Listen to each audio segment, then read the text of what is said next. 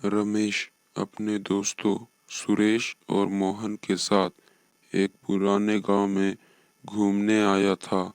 गांव में कई रहस्यमयी बातें प्रसिद्ध थी, लेकिन सबसे ज्यादा चर्चित थी एक पुरानी हवेली, जिसके बारे में कहा जाता था कि वहां रात में भूत प्रेतों का वास है। गांव वाले बताते थे कि उस हवेली में जो भी गया है वो वापस नहीं आया। रमेश और उसके दोस्तों ने तय किया कि वे इस रहस्यमयी हवेली का राज जानने के लिए रात में वहां जाएंगे। सबको डर तो लग रहा था, लेकिन उत्सुकता और रोमांच ने उनके डर को दबा दिया। वे रात को हवेली की ओर निकल पड़े।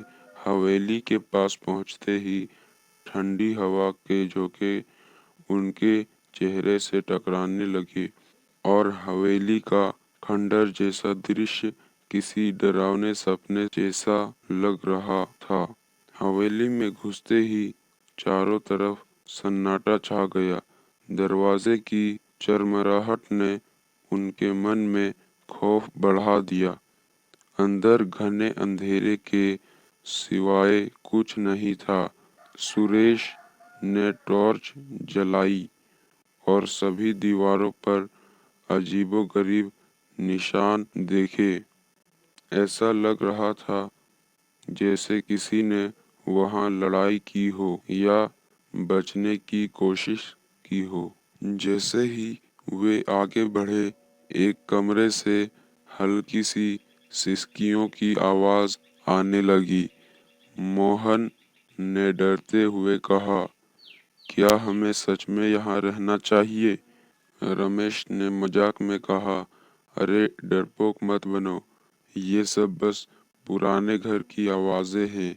लेकिन तभी एक परछाई उनके सामने से गुजरी, मानो कोई अचानक से वहां से निकल गया हो। वे धीरे धीरे उस कमरे की ओर बढ़े जहां से सिसकियों की आवाज आ रही थी। कमरे में एक पुराना झूला था जो अपने आप हिल रहा था। झूले पर बैठी एक महिला की धुंधली परछाई नजर आई। उसके बाल बिखरे हुए थे और चेहरा धुंधला सा दिखाई दे रहा था। वो महिला अपने आप में बुदबुदा रही थी, मुझे छोड़ दो, मुझे यहाँ से जाने दो। अचानक उस महिला ने अपनी चमकती लाल आंखें खोल दी और चिल्लाते हुए उनकी तरफ लपकी। डर के मारे उनके होश उड़ गए और उन्होंने तुरंत भागने की कोशिश की। जैसे ही वे दरवाजे की ओर बढ़े, दरवाजा अपने आप बंद हो गया। कमरे की दीवारों पर खून से भरे हाथ के निशान उभरने लगे। अचानक हवेली में लगी पुरानी घड़ी ने रात के 12 बजने की आवाज की। उसी के साथ हवेली के सभी खिड़कियां खुद ब खुद बंद हो गई और सन्नाटा छा गया। तभी एक भारी आवाज गूंजी, तुमने यहाँ आकर गलती की है। अब तुम इस हवेली के कैदी हो। उनकी चीखें हवेली की दीवारों में गूंज उठी।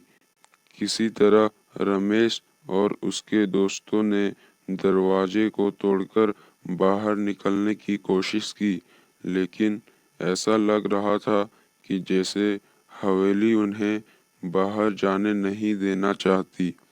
हर बार वे उसी जगह पहुंच जाते जहां से शुरू किया था। आखिरकार किसी तरह वे सुबह की पहली किरण के साथ हवेली से बाहर निकल सके। थके हारे वो गांव वालों के पास पहुंचे और अपनी आपबीती सुनाई। गांव वालों ने बताया कि उस हवेली में एक महिला की आत्मा भटक रही है, जिसका पति उसे मारकर वहीं छोड़ गया था।